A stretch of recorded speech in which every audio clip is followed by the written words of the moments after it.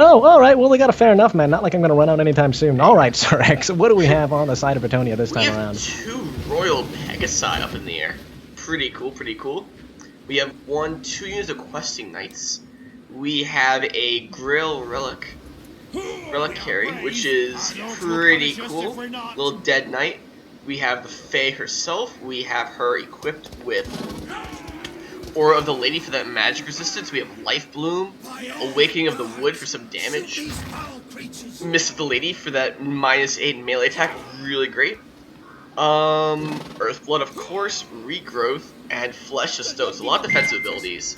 We also are looking at Arcane Conduit, Favor of the Fae, and Chalice of Potions for that big explosion. So for the main line, we have 1, 2, 3, 4, 5 units of Foot Squires. So pretty heavy. Yeah, lots of Foot Squires there. I love the Royal Pegasi, man. Another one of my really favorite units that have come out of the Bretonnians here. Also, they're just really good. love the map. Right? Oh, the map is interesting, man, to say the least here. But, you know, it gives a lot of time for Bretonnia to get up on top of this hill, so they're not going to have to worry about that. But what has the Vampire Counts player brought here? What has Pippington brought once again to this second battle as he plays the Vampire Counts? And maybe we'll get victory once more. In the front, we're going to have 3 units of Graveguard. One of them will be the Sternsman. 3 units of Cryptors just behind them, going to be bringing up the rear nice and strong. They do look. It's going to have 3 of those guys. We're also going to have, for support, 2 units of Skeleton Spearmen. And then behind that, a very significant force of Cavalry and Fast units. 1 unit of Dire Wolves, a single Red Duke on his Barded Steed. He's going to be bringing a Raised Dead, as well as the Invocation of Nehek and the Dance Macabre. We have the White King as well, going to be making a showing. Heroic Killing Blow on him. 2 units of Blood Knights accompanying that hero force. And so, you know, I fear for these knights. These questing knights, I think, are going to get fucked up, Sir X. I imagine that they are going to get fucked in the ass, no questions about it, if they decide to engage. Well, the thing is, I think he's going to be more defensive with them. Well, at least he has to be. But these Royal Pegasi Knights, I have no idea what they're going to be doing. Because if he gets caught by even 1 Blood Knight, they're just gone.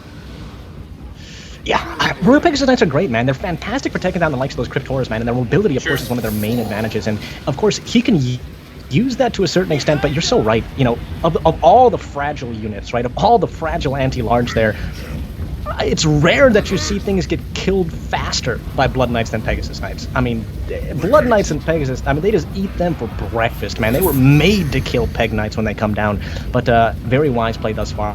Salsicha not sending them down. And here we have the charges, guys. Foot Squires into the Graveguard. More Foot Squires into the Graveguard. But the Cryptors are going to come in and do the real damage, man. They're going to lay down the law on top of these Foot Squires, and it's not going to look good for them.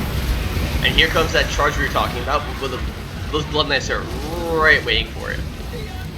There should be at least.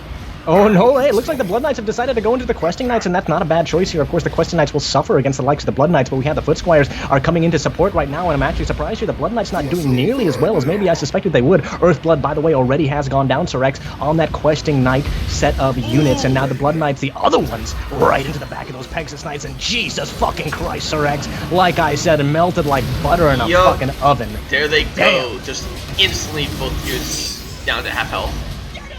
And, like, that main line of the Bretonnia is just crumbling. And look at that Grail Relic, just, like, finally getting in there way too late. Yeah, the Grail Relic, man. I mean, he's got to try. Of course, he's just a beautiful model, by the way. I get a kick out of this attack animation. Look at this fucking guy in the front just kick this White King with his heels, man. I mean, he's a brave man, but is he brave enough? We see the main line of the Bretonians has gotten absolutely and positively crushed. And I gotta say, man, I don't know what possibly our Bretonnian player could do to bring it back at this stage of the game. And he missed with that, mostly. He just clips up Spearmint. Oh, it's so bad. Now, I gotta say, I mean, the Blood Knights are just about dead here, Sir X, but unfortunately, the other unit of Blood Knights is extremely healthy. The Grail Relic, it's getting trashed right now, man. I mean, the ways that you can assault a man, every single way happening down here, those guys... He just charges Peg Knights into the Blood Knights, but I guess they're down to low enough health. But that's still a very scary proposition. Yeah, dude. We got an Awakening in the Wood, by the way, down here on the Vampire Count's forces. Maybe able to kill the Blood Knights, but we do have a Invocation of the Heck coming on them as well, just to stave away that eventual death. And now we got some Foot Squires going to return into this battle here, maybe even try to take down the likes of that Red Duke. But with the Foot Squires also comes in a much more dangerous prospect in the form of these Blood Knights, who look like they're going to want to chase down that Fey Enchantress. Fey Enchantress just barely getting out of the way, but the flank charge by the Blood Knight does connect. It is confirmed. And now the last of the Bretonnian forces that are beleaguered and alone here on that right-hand flank, looking like they will eventually be taken down. Indeed, these questing are going to come in. I think they're going to... Oh, then they're going to get countercharged. That's bad. Yeah, they are unsupported. Those Cryptars are going to just eat them up. Well, this main big blob, again, blobs go for the vampires. Jesus Christ, man. You know it's a bad time. You know it's a real bad time, Sir X, when the fucking Cryptors are bigger than your goddamn horse, man. Like, when you're fighting a monster that's bigger than the monster you're riding on, you know, man. You know you've done something wrong. Precisely. Oh, Jesus Christ, man. The questing knights are going to quest their way off this battlefield here and maybe come back another day, but they certainly will not be effective in this fight right now. But I gotta say, man, yeah, the Bretonnians are coming back in. These Foot Squires, man, these are why these guys are Squires. They got the drive, man, and the purpose to fight despite what looks like a losing battle. Exactly, and that Fae regen a little bit, so she's going to come back. She really needs to cast some more spells, otherwise, if that Viking just connects and chases her off, and there comes the Cryptars, all come to kill her.